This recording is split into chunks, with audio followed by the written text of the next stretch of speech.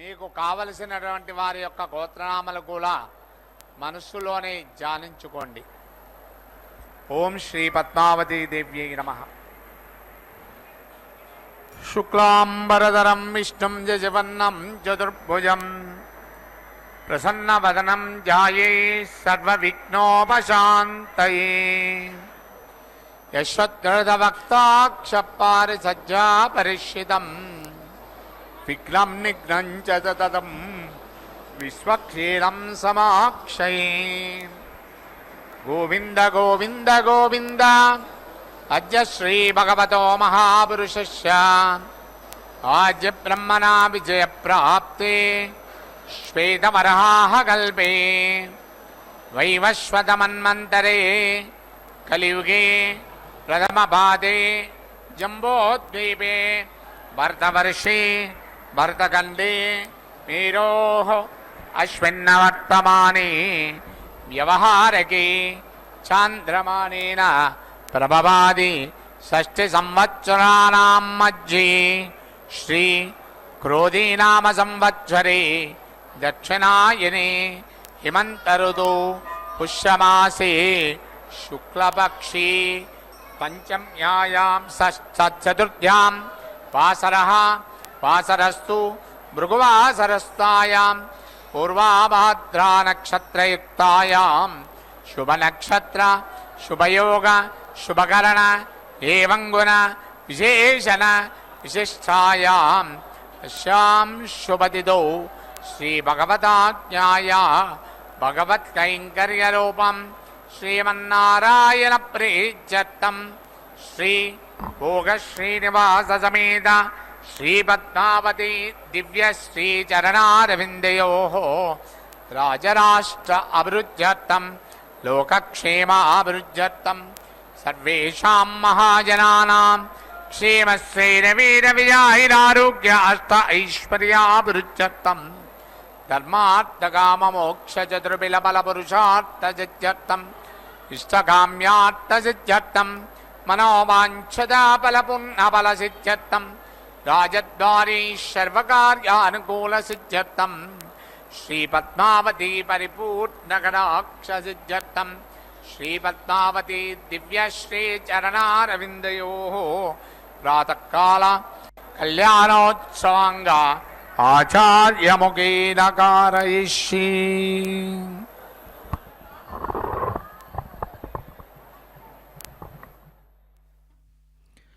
పద్మప్రియే పద్మిని పద్మహస్తే పద్మాలయే పద్మదళాయతాక్షి విశ్వప్రియే విష్ణుమనోనుకూలే త్వత్పాద పద్మం మయి సన్నిಧತ್ವಾ. ನಮಃ ಪದ್ಮಾವತಿ ಪದ್ಮಾವತಿ ಅಮ್ಮನವರ ಕಲ್ಯಾಣೋತ್ಸವ ಕಾರ್ಯಕ್ರಮ ತಿರುಚಾನೂರಿನಿಂದ ಪ್ರತ್ಯಕ್ಷ ಪ್ರಸಾರವನ್ನು ನಾವೆಲ್ಲರೂ ವೀಕ್ಷಿಸ್ತಾ ಇದ್ದೇವೆ. ಆತ್ಮೀಯ ವೀಕ್ಷಕರೇ, ಪುಣ್ಯಪ್ರದವಾದ ಈ ಕಾರ್ಯಕ್ರಮಕ್ಕೆ ತಮ್ಮೆಲ್ಲರಿಗೂ ಕೂಡ ಆದರದ ಸ್ವಾಗತ ಸುಸ್ವಾಗತ. ಪಾಂಚರಾತ್ರಾಗ ಮುಕ್ತ ಪ್ರಕಾರವಾಗಿ ಪದ್ಮಾವತಿ ಅಮ್ಮನವರ ಕಲ್ಯಾಣೋತ್ಸವ ಕಾರ್ಯಕ್ರಮವನ್ನು ಅರ್ಚಕವರೇಣ್ಯರು ನೆರವೇರಿಸಿಕೊಡುತ್ತಾರೆ. ಇಂತಹ ಕಾರ್ಯಕ್ರಮಕ್ಕಾಗಿ ದೇಶದ ನಾನಾ ಮೂಲೆಗಳಿಂದ ಭಕ್ತರೆಲ್ಲರೂ ಕೂಡ ಬಂದಿದ್ದಾರೆ. ಬಂದ ಆ ಭಕ್ತರಿಂದ ಮೊಟ್ಟ ಮೊದಲಿಗೆ ಸಂಕಲ್ಪವನ್ನು ಅರ್ಚಕವರೇಣ್ಯರು ಮಾಡಿಸಿದ್ದಾರೆ. ಎಲ್ಲರೂ ಕೂಡ 1 ಗಂಟೆಯ ಕಾಲ ತಾಯಿಯ ಈ ಕಲ್ಯಾಣೋತ್ಸವ ಕಾರ್ಯಕ್ರಮದಲ್ಲಿ ಪಾಲ್ಗೊಳ್ಳುತ್ತಾ ಭಗವಂತನ ಭಗವತಿಯ ನಾಮಸ್ಮರಣೆಯನ್ನು ಮಾಡ್ತಾ ಮಹಿಮೆಗಳನ್ನು ತಿಳಿದುಕೊಳ್ಳುತ್ತಾ ಭಗವಂತನ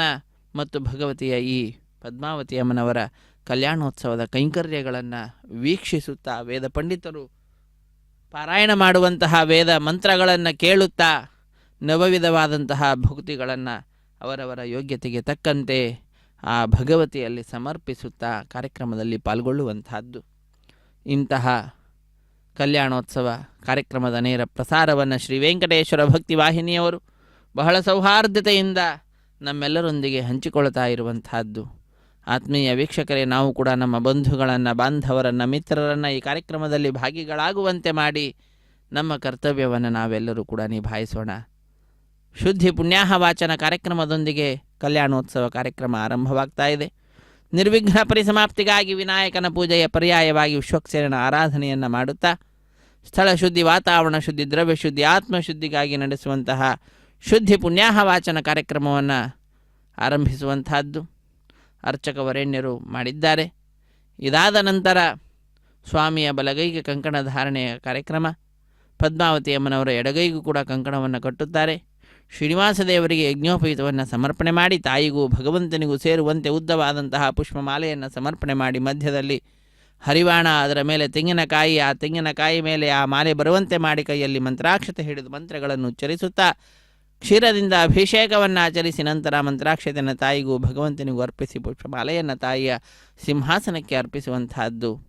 ಅತ್ಯಂತ ಭಕ್ತಿಯಿಂದ ಶ್ರದ್ಧೆಯಿಂದ ಅಗ್ನಿ ಪ್ರತಿಷ್ಠೆ ಎನ್ನುವ ಕಾರ್ಯಕ್ರಮವನ್ನು ಮಾಡಿ ಮಂಗಳಕರವಾದ ಮಾಂಗಲ್ಯ ಪೂಜೆಯನ್ನು ಮಾಡಿ ಸ್ವಾಮಿಯ ಕೈಯನ್ನು ಮುಟ್ಟಿಸಿ ಪದ್ಮಾವತಿ ಅಮ್ಮನವರ ಕುರುಳಿಗೆ ಮಾಂಗಲ್ಯವನ್ನು ಸಮರ್ಪಣೆ ಮಾಡ್ತಾರೆ. ಮಾಂಗಲ್ಯ ಧಾರಣೆ, ಕರ್ಪೂರ ನೀರಾಜನ ಅನ್ನುವಂತಹ ಕಾರ್ಯಕ್ರಮ. ತದನಂತರ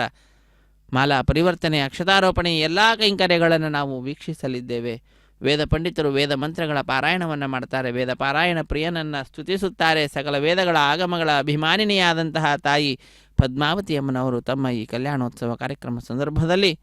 ವೇದ ಪಂಡಿತರಿಂದ ವೇದ ಮಂತ್ರಗಳ ಪಾರಾಯಣ ರೂಪವಾದ ಸೇವೆಯನ್ನು ಪಡೆದುಕೊಳ್ಳುತ್ತಾರೆ. ಇದರಲ್ಲಿ ಪಾಲ್ಗೊಳ್ಳುವಂತಹ ಭಕ್ತರೇನಿದ್ದಾರೆ ಅವರೆಲ್ಲರಿಗೂ ಕೂಡ ವೇದ ಪಾರಾಯಣವನ್ನು ಕೇಳುವ ಭಾಗ್ಯವನ್ನು ನಮಗೆ ಕಲ್ಪಿಸಿಕೊಡ್ತಾ ಇದ್ದಾರೆ. ಕೇಳುತ್ತಾ ನಾವೆಲ್ಲರೂ ಕೂಡ ಧನ್ಯರಾಗೋಣ. ನಮಃ ಪದ್ಮಾವತಿ.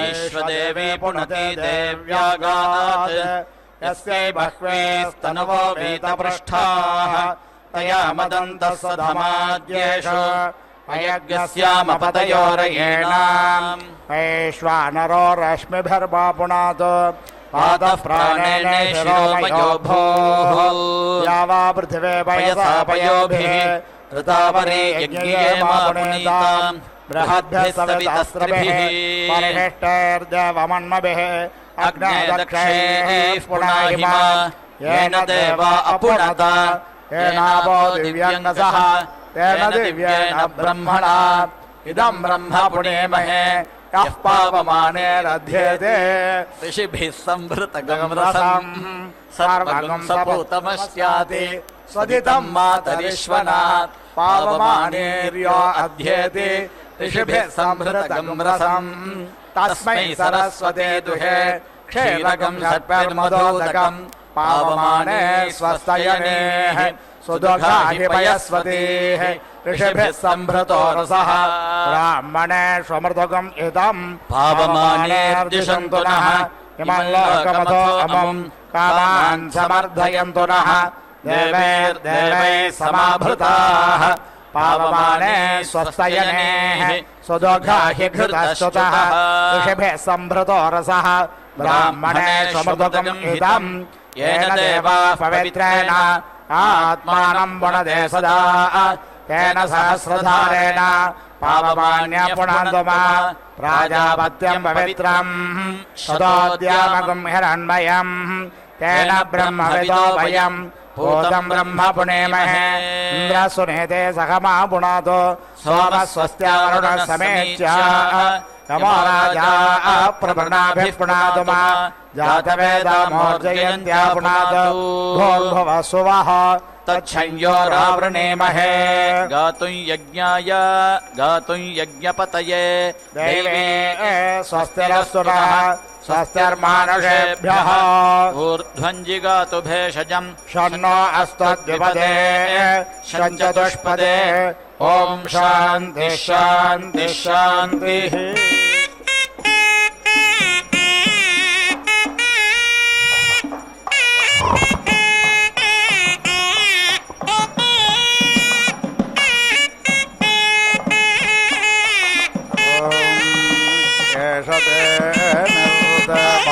ಸಂಜೋಷಸ್ವಾಹಾ ಅಗ್ನೇತ್ರೇಭ್ಯೋ ದೇವೇಭ್ಯಃ ಪುರಸದ್ಭ್ಯಃ ಸ್ವಾಹಾ ಯಮನೇತ್ರೇಭ್ಯೋ ದೇವೇಭ್ಯೋ ದಕ್ಷಿಣಸದ್ಭ್ಯಃ ಸ್ವಾಹಾ ವಿಶ್ವದೇವನೇತ್ರೇಭ್ಯೋ ದೇವೇಭ್ಯಃ ಪಶ್ಚಾತ್ಸದ್ಭ್ಯಃ ಸ್ವಾಹಾ ಮಿತ್ರಾವರುಣನೇತ್ರೇಭ್ಯೋ ವಾ ಮರುಣನೇತ್ರೇಭ್ಯೋ ವಾ ದೇವೇಭ್ಯ ಉತ್ತರಸದ್ಭ್ಯಃ ಸ್ವಾಹಾ ಸೋಮನೇತ್ರೇಭ್ಯೋ ದೇವೇಭ್ಯ ಉಪರಿಸದ್ಭ್ಯೋ ಧ್ರುವಸ್ವದ್ಭ್ಯಃ ಸ್ವಾಹಾ ಯೇ ದೇವಾ ಅಗ್ನೇತ್ರಾಃ ಪುರಸದಸ್ತೇಭ್ಯಃ ಸ್ವಾಹಾ ಯೇ ದೇವಾ यमनेत्रा दक्षिणसदस्तेभ्यः स्वाहा ये देवा विश्वदेवनेत्राः पश्चात्सदस्तेभ्यः स्वाहा ये देवा मित्रावरुणनेत्रा वामरुणनेत्रा वोत्तरसदस्तेभ्यः स्वाहा ये देवा सोमनेत्रा उपरिसदोदवस्वन्तस्तेभ्यः स्वाहा अग्नसः स्वपृतानाभिमादेरपास्य दुष्टरस्तरन्नराः देर्वर्चोदा यज्ञवाहसे देवस्य त्वा सविदुः प्रसवेश्विनोर्बाहुभ्याम् वोष्णाहस्ताभ्याम् उपाग्नशोर्वीर्येण जुहोमि हतज्ञरक्षस्वाहा रक्षसान्द्वावधाय वधिष्म रक्षो मुष्यत्वावधाय ममावधिष्म नुषाणाद्वाज्यस्य वेदु स्वाहा अपो देवा मधुमतेरगृह्णन्नोर्जस्वते राजस्वश्चितात्माः याभवः मित्रावरुणा अभ्यषञ्चन्याभिरिन्द्रमणाय नत्यरोहतेः विष्णु ऊर्मिरसिराट्प्रदाराष्ट्रं मे देहि स्वाहा विष्णु ऊर्मिरसिराट्प्रदाराष्ट्रममुष्मे देहि वृषसेनो सिराट्प्रदाराष्ट्रं मे देहि स्वाहा वृषसेनो सिराट्प्रदाराष्ट्रममुष्मे देहि अर्धतस्थराष्ट्रदाराष्ट्रं मे दत्त स्वाहा अर्धतस्थराष्ट्रदाराष्ट्रममुष्मे दत्ता ओजस्वते स्थराष्ट्रदाराष्ट्रं मे दत्त स्वाहोजस्वते स्थराष्ट्रदाराष्ट्रममुष्मे दत्ता आपः परिवाहिने स्थराष्ट्रदाराष्ट्रं मे दत्त स्वाहापः परिवाहिने स्थराष्ट्रदाराष्ट्रममुष्मे दत्ता अपाम्बतेरसिराष्ट्रदाराष्ट्रं मे देहि स्वाहा पाम्बतेरसिराष्ट्रदाराष्ट्रममुष्मे देहि सूर्यवर्चसस्थराष्ट्रदा अपाङ्गर्भो असिराष्ट्रदाराष्ट्रं मे देहि स्वाहा पां गर्भो असिराष्ट्रदाराष्ट्रममुष्मे देहि सूर्यवर्चसस्थराष्ट्रदाराष्ट्रं मे दत्त स्वाहा सूर्यवर्चसस्थराष्ट्रदाराष्ट्रममुष्मे दत्ता सूर्यत्वचस्थराष्ट्रदाराष्ट्रं मे दत्त स्वाहा सूर्यत्वचस्थराष्ट्रदाराष्ट्रममुष्मे दत्ता व्रजक्षितस्थराष्ट्रदाराष्ट्रं मे दत्त स्वाहा व्रजक्षितस्थराष्ट्रदाराष्ट्रममुष्मे दत्ता पाशास्थराष्ट्रदाराष्ट्रं मे दत्त स्वाहा पाशास्थराष्ट्रदाराष्ट्रममुष्मे दत्ता मान्दास्थराष्ट्रदाराष्ट्रं मे दत्त स्वाहा मान्दास्थराष्ट्रदाराष्ट्रममुष्मे दत्ता चत्वारे स्थराष्ट्रदाराष्ट्रं मे दत्त स्वाहा चत्वारे स्थराष्ट्रदाराष्ट्रममुष्मे दत्ता जनभृतस्थराष्ट्रदाराष्ट्रं मे दत्त स्वाहा जनभृतस्थराष्ट्रदाराष्ट्रममुष्मे दत्ता विश्वभृतस्थराष्ट्रदाराष्ट्रं मे दत्त स्वाहा विश्वभृतस्थराष्ट्रदाराष्ट्रममुष्मे दत्ता श्रेष्ठास्थराष्ट्रदाराष्ट्रं मे दत्त स्वाहा श्रेष्ठास्थराष्ट्रदाराष्ट्रममुष्मे दत्ता आपस्वाराज्ञे स्थराष्ट्रदाराष्ट्रममुष्मे दत्ता सम्मधोमतेर्मधोमतेभ्यः पृच्छन्तां महे क्षत्रियाय वन्वाणाः अनाधृष्टास्य ददसहौजसामहे क्षत्रियाय दधते सविता त्वा प्रसवानाग्नसुवतामग्निर्गृहपादेनाग् सोमो वनस्पतेनाम् बृहस्पतिर्वाच इन्द्रो ज्येष्ठ्याय रुद्रः पाशोनाम् मित्रः सत्याय वरुणो धर्मपदेनाम् इमं देवा असपत्नग्सवध्वं महते क्षत्राय महते ज्येष्ठ्याय ये मामममुष्य पुत्रममुष्या पुत्रमस्य विषे केशवः कुरवो राजेशवः पञ्चालराजा सोमोऽस्माकं ब्राह्मणानाग्नराजा सोमस्य द्विषेरस्य अग्नये स्वाहा सोमाय स्वाहा सवित्रे स्वाहा सरस्वत्यै स्वाहा पूष्णे स्वाहा बृहस्पतये स्वाहा इन्द्राय स्वाहा गणेशाय स्वाहा श्लोकाय स्वाहा घोषाय स्वाहा भगाय स्वाहा यम्ने स्वाहा सवितुर्वः प्रसवोत्पूर्णाम्यच्छद्रेण पवित्रेण सूर्यस्य रश्मिभिः अने भृष्टमसि वाचो बन्धुस्तपोजा सोमस्य दात्रमसि स्वाहा राजस्वाहा सधमादो द्युम्निरापयेता अनादृष्टा अपस्यावसानाः पत्स्यासु चक्रे वरुणः सधस्थामपाग् शिशुर्मातृतमा स्वन्तः क्षत्रस्योल्बमस्य क्षत्रस्य जरायुवस्य क्षत्रस्य नाभिरस्य क्षत्रस्य योनिरसे इन्द्रस्य वार्त्रघ्नमसि त्वयायं वृत्रं वध्यान् मित्रस्यासि वरुणस्यासि रुजासि ध्रुवासि क्षुपासि पातेनं प्राञ्चं पातेनं प्रत्यञ्चं पातेनं तिर्यञ्चं दिग्भ्यः पात आवर्मार्या आवित्त अग्निर्गृहपातिरावित्त इन्द्रो वृद्धश्रवा आवित्तः पूषा विश्ववेदा आवित्तो मित्रावरुणो धृतौ रतौ आवित्तेद्या वा पृथिवे विश्वशम्भो आवित्तादितिरुषहर्मा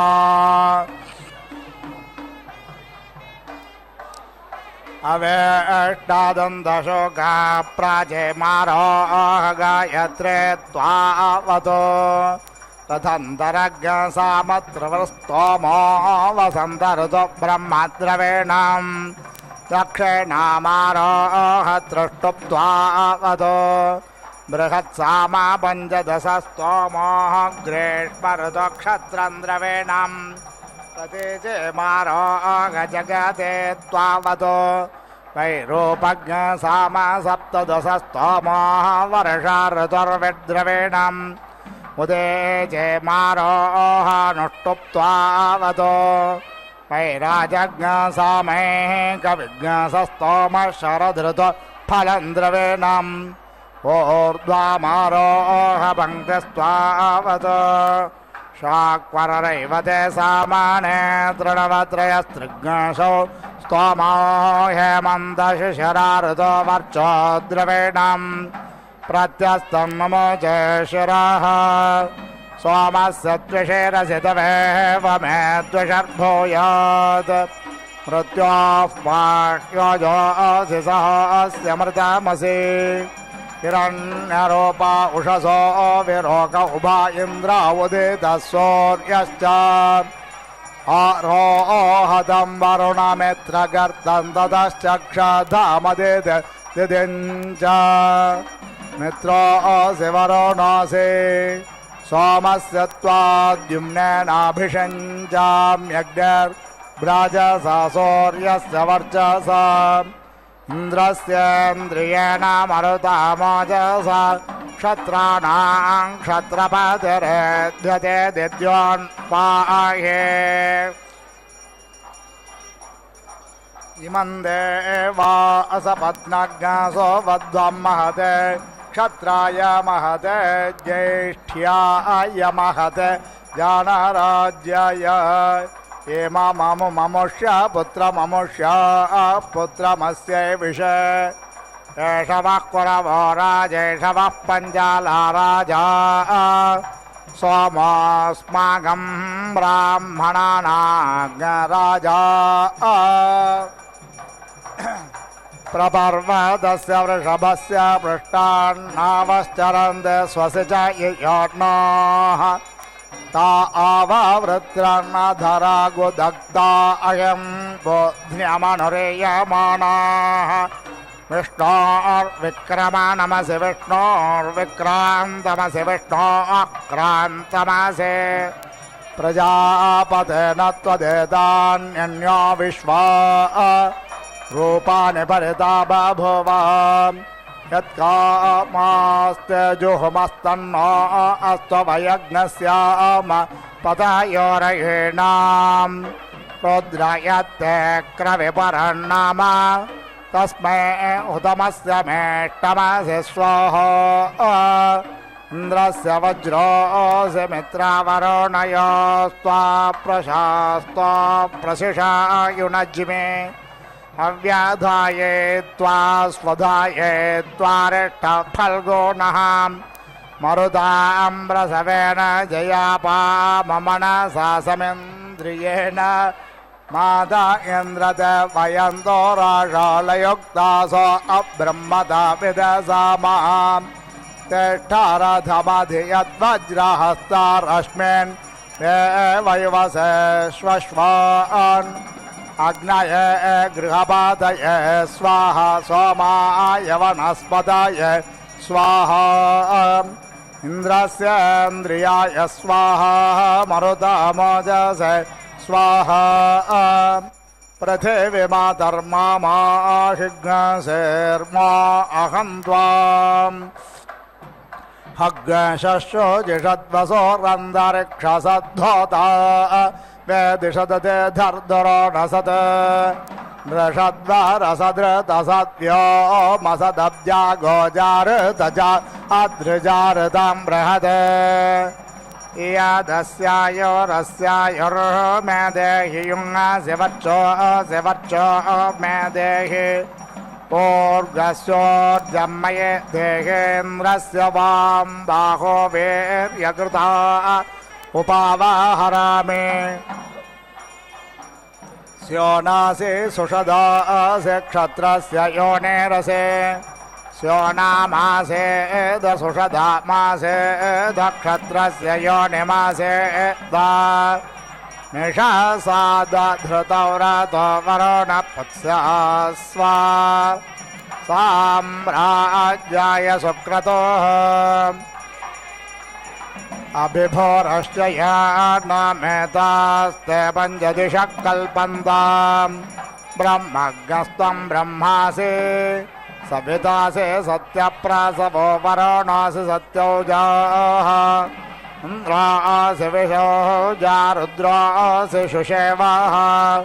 प्रियङ्करश्रेयस्कर भूयस्कर इन्द्रस्य वज्रोऽसि तेन मेरध्या अग्नः पृथुर्धर्मानस्पतिर्जुषाण अग्नः पृथुर्धर्मानस्पतिः आद्यस्य हविषो वेतु स्वाहा स्वाहा कृतः सूर्यस्य रश्मिभिर्यतध्वग्न स जातानां मध्यमेष्ठ्याय सवित्रा प्रसवित्रा सरस्वत्या वाचा त्वष्ट्रा रूपैः पोष्णा पशुभिरिन्द्रेणास्मे बृहस्पतिना ब्रह्मणा वरुणेन ओजसाग्निना तेजसा सोमेन राज्ञा विष्णुना देवतया दशम्येमै यज्ञं विष्णुमाप्णवाने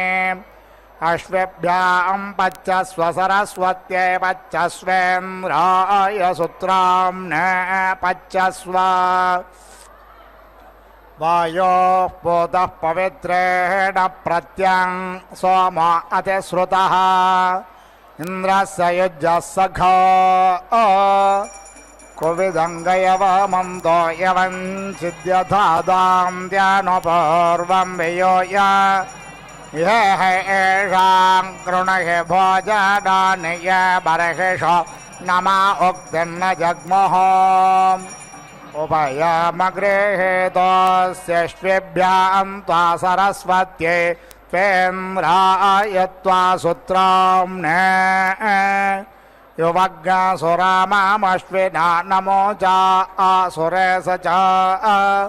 विपिपानासो भस्पते इन्द्रं कर्म स्वावतम् पुत्रमेव पितरा अश्विनो भेन्द्रवधः काव्यैर्दग्नासनाभिः यत्स्वरामं व्यपेभश्च चेभिः सरस्वते त्वामघवन्नभिष्णग इञ्जानः प्रथमं मनस्तत्त्वाय सविता धियाः अग्निर्ज्योतिर्निचाय पृथिव्या अध्या भारत युक्तेन मनसा वयं देवस्य सवितुः सवे स्वर्गे याय शक्त्या युक्त्वाय सविता देवान् स्वाहर्यतो धिया दिवम् बृहज्योतिः करिष्यतः सविता प्रसोवादितान् युञ्जते मन उत युञ्जते धियो विप्रा विप्रस्य बृहतो विपश्चिताः विहोत्रा दधे वयुना विदेकयन्महे देवस्य सवितुः परिष्टुतिः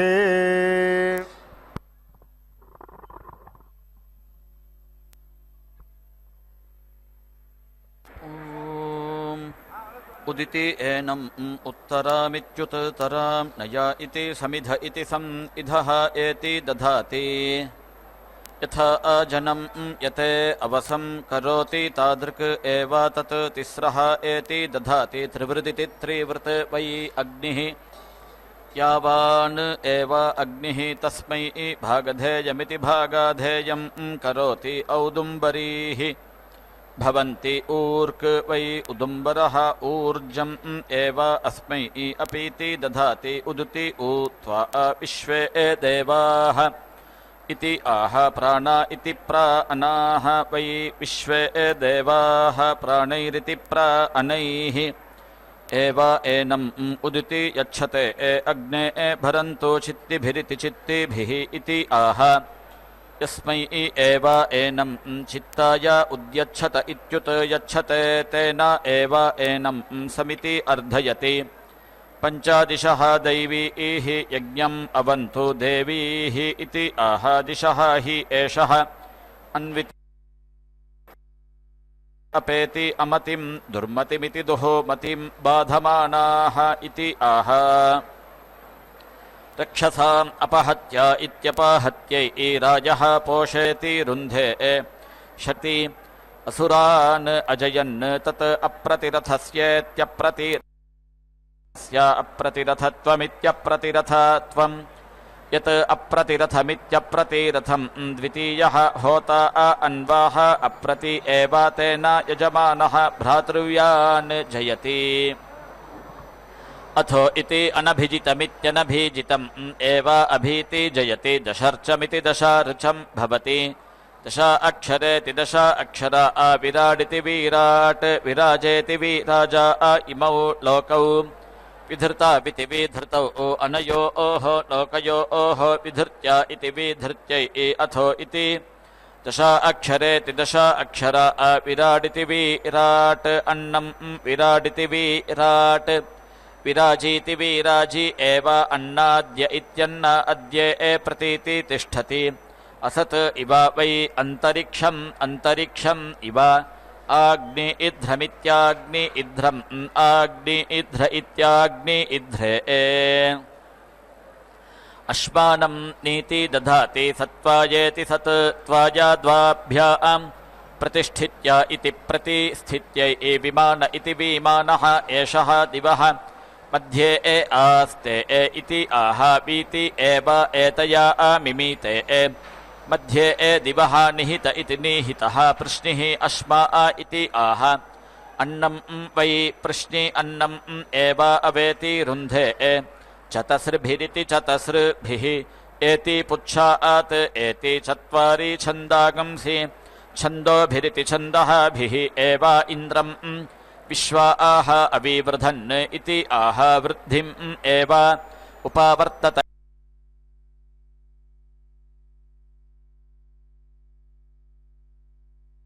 अन्नं वै वाजः अन्नम् एव अवेति रुन्धे सुम्नहुरिति सुम्नहुः यज्ञः देवान् एति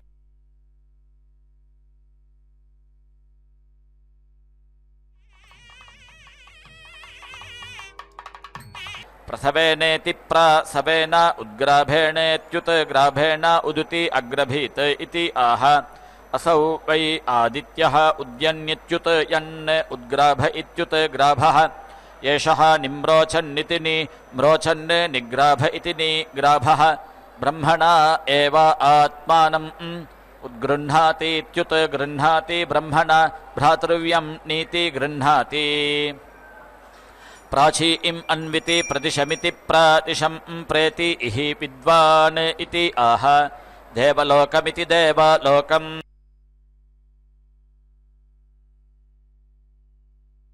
तया लोकान् समारोहतीति सम् आरोहति सुवः यन्तः न अपेति ईक्षन्ते इति आह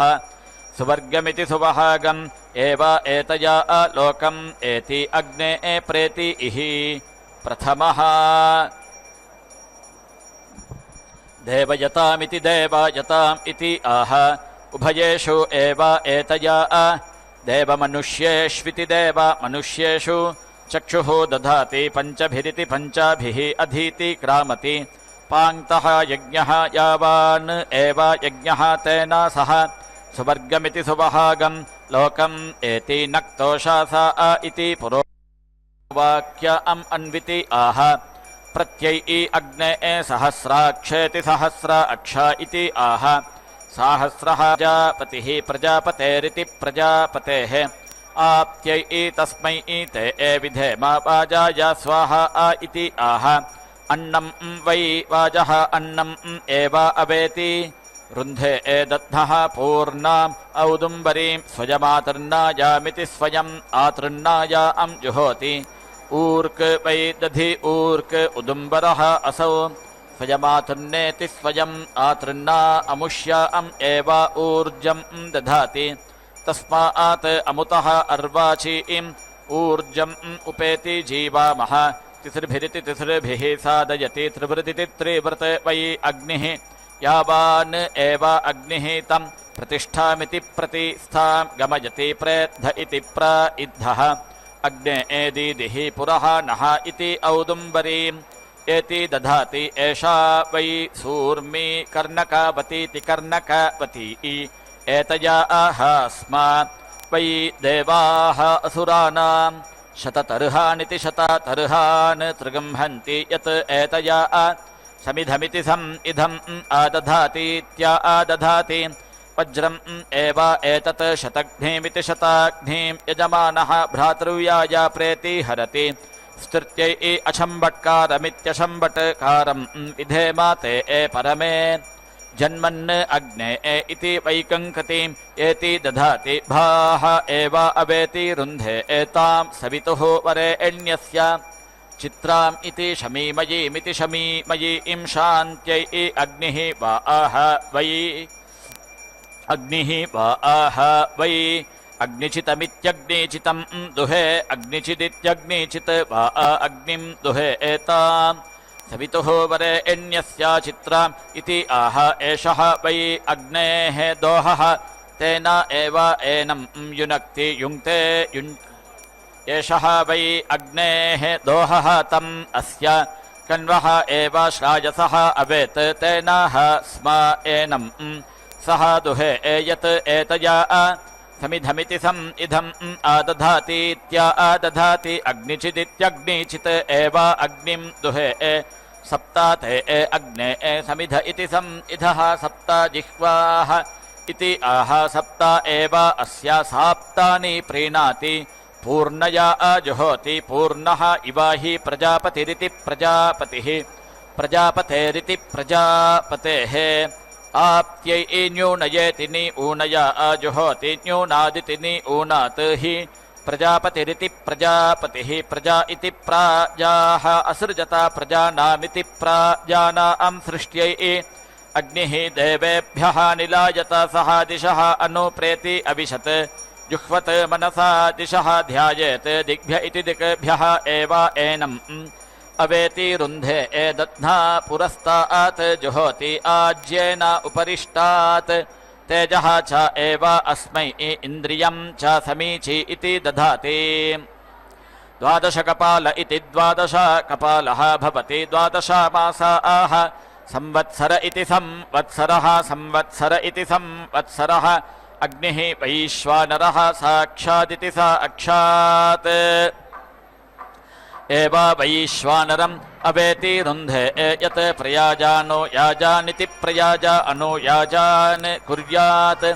विकस्तिरिति विकस्तिः सा यज्ञस्य दर्विहोममिति दर्विहोमम् करोति यज्ञस्य प्रतिष्ठित्या इति प्रतिष्ठित्यै राष्ट्रम् वै वैश्वानरः विट् मरुतः वैश्वानरम् भूत्वा मारुतान् जुहोति राष्ट्रे एवाविशम् अन्विति बध्नाति उच्चैः वैश्वानरस्य एति श्रावयति उपागिष्विद्युपागुंषु मारुतान् जुहोति तस्मात् राष्ट्रम् विषम् अतीति वदति मारुताः भवन्ति मरुतः वै देवानां विषः देवविषेनेति देवाविषेण एव अस्मै मनुष्यविषमिति मनुष्यविषम् अवेति रुन्धे सप्त भवन्ति सप्तगणा इति सप्तगणाः वै मरुतः गणश इति गणाशः एव विषम् अवेति रुन्धे गणेन गणम् अनुद्रुत्येत्यनुद्रुत्य जुहोति विषम् एव अस्मै अनुवर्त्मानमित्यनुवर्त्मानं करोति वसो ओहो धारा जुहोति वसो ओहो मे धारा अस्ति इति वै एषा भूयते घृतस्य वै एनम् एषा धारा अमुष्मिन् लोके पिन्वमाना उपेति तिष्ठते आज्येन जुहोति तेजः वै आज्यं तेजः वसो ओहो धारा तेजसा एव अस्मै तेजः अवेति रुन्धे अथो इति कामा आह वै वसो ओहो धारा कामान् एव अवेति रुन्धे यं कामयेत प्राणानिति प्राणान् अस्य अन्नाद्यमित्यन्न अद्यं पीति छिन्द्याम् इति विग्राहमिति विग्राहं तस्य जुहुयात् प्राणानिति प्राणान् एव अस्य अन्नाद्यमित्यन्न अद्यं पीति छिनत्ति यं कामयेत प्राणानिति प्राणान् अस्य अन्नाद्यमित्यन्न अद्यं समिति तनुयाम् इति सन्ततामिति संततां तस्य जुहुयात् प्राणानिति प्राणान् एव अस्य अन्नाद्यमित्यन्न अद्यं समिति तनोति द्वादश द्वादशानि जुहोति द्वादशमासाः संवत्सर इति संवत्सरः संवत्सरेणेति संवत्सरेण एव अस्मै अन्नम् अवेति रुन्धे अन्नं च मे अक्षुत् च मे इति आह एतत् वै अन्नस्य रूपं रूपेण एव अन्नम् अवेति रुन्धे अग्निः च मे आपः च मे इति आह एषा वै अन्नस्य योनिः स योनीति सा योनि एव अन्नम् अवेति रुन्धे अर्धेन्द्राणीत्यर्ध इन्द्राणि जुहोति देवता आह एव अवेति रुन्धे यत् सर्वेषाम् अर्धम् इन्द्रः प्रतीति तस्मात् इन्द्रः देवतानां भूयिष्ठभाक्तम इति भूयिष्ठभाक् तमः इन्द्रम् उत्तरमित्युत्तरम् आह इन्द्रियम् एव अस्मिन् उपरिष्टात् दधाति यज्ञायुधानीति यज्ञ आयुधानि जुहोति यज्ञः ॐ संज्ञानं विज्ञानं प्रज्ञानं जानदभिजानत् संकल्पमानं प्रकल्पमानमुपकल्पमानमुपक्लुप्तं क्लुप्तं श्रेयो वसीय आयत् सम्भूतं भूतं चित्रः केतुः प्रभानाभान् सम्भान् ज्योतिष्मागिस्तेजस्वानातपग्यस्तपन्नभितपन् रोचनो रोचमानः शोभनः शोभमानः कल्याणः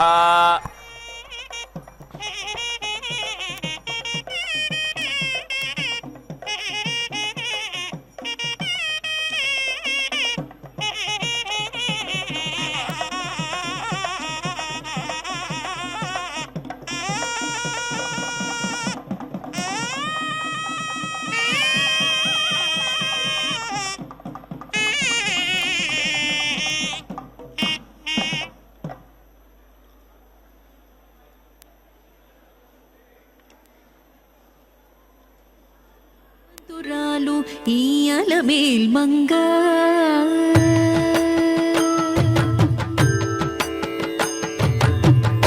గుట్టుకలదానికి కోరికే ఫలించును ఇట్టి గుణవంతురాలు ఈ అలమేల్ మంగా గుట్టుకలదానికి కోరికే ఫలించును ఇట్టి గుణవంతురాలు ఈ అలమేల్ మంగా గుట్టుకలదానికి కోరికే ఫలించును ఇట్టి గుణవంతురాలు ఈ అలమేల్ మంగా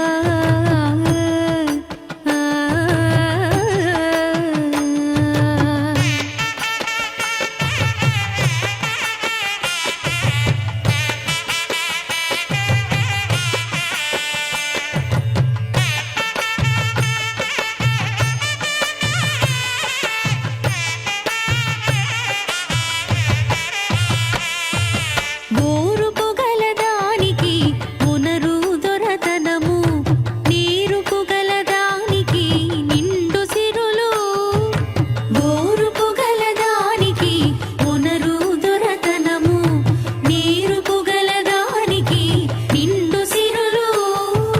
మీరతో నున్నదానికి మిక్కిలి కీర్తి కలుగు మీరతో నున్నదానికి మిక్కిలి కీర్తి కలుగు హారితనము దానికి పరులెల్లా చుట్టాలే హారితనము దానికి పరులెల్లా చుట్టాలే పరులెల్లా చుట్టాలే పరులెల్లా చుట్టాలే ఇట్టి గుణవంతురాలు ఈ అలమేల్ మంగా ఇట్టి గుణవంతురాలు ఈ అలమేల్ మంగా గుట్టుకలదానికి కోరికే ఫలించును ఇట్టి గుణవంతురాలు ఈ అలమేల్ మంగా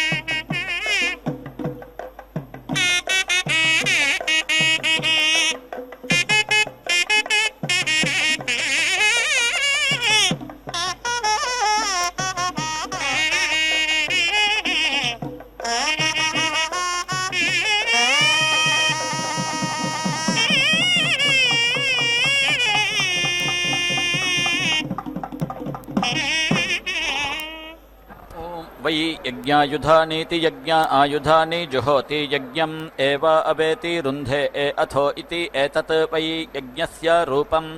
रूपेण एव यज्ञम् अवेति रुन्धे अवभृथ इत्यवभृथः च मे स्वगाकार इति स्वगाकारः च मे इति आह स्वगाकृत्या इति स्वगाकृत्यै अग्निः च मे घर्मः च मे इति आह एतत् वै ब्रह्मवर्चसस्येति ब्रह्मवर्चसस्य रूपं रूपेण एव ब्रह्मवर्चसमिति ब्रह्मवर्चसं अवेति रुन्धे ऋक् छ मे साम छ मे इति आह एतत् वै छन्दसां रूपं रूपेण एव छन्दागंसि अवेति रुन्धे गर्भाः छ मे वत्साः छ मे इति आह एतत् वै पशूनां रूपं रूपेण एव पशून् अवेति रुन्धे कल्पान् जुहोति अक्लुप्तस्य क्लुप्त्यै युग्मदयुजे इति युग्मत् अयुजे जुहोति मिथुनत्वायेति मिथुनात्वाय उत्तरावती इत्युत्तरावती भवतः अभिक्रान्त्या इत्यभिक्रान्त्यै एका छ मे तिस्रः छ मे इति आह देवछन्दसमिति देवाछन्दसं वै एका च तिस्रः च मनुष्यछन्दसमिति मनुष्याछन्दसं चतस्रः च अष्टौ च देवछन्दसमिति देवाछन्दसं च एव मनुष्यछन्दसमिति मनुष्याछन्दसं यो दीक्षामतिरेचयति सप्ताहं प्रचरन्ति सप्तवैशीर्षण्याः प्राणाः प्राणादीक्षा प्राणैरेव प्राणान् दीक्षामवरुन्धे पूर्णाहुतिमुत्तमाञ्जुहोति सर्वं वै पूर्णाहुतिः सर्वमेवाप्नोति अथो इयं वै पूर्णाहुतिः अस्यामेव प्रतितिष्ठति ॐ नारायणाय विद्महे वासुदेवाय धीमहि तन्नो विष्णुः प्रचोदयात् स्वाहा ॐ महादेव्यै च विद्महे विष्णुपत्न्यै च धीमहि तन्नो लक्ष्मीः प्रचोदयात् स्वाहा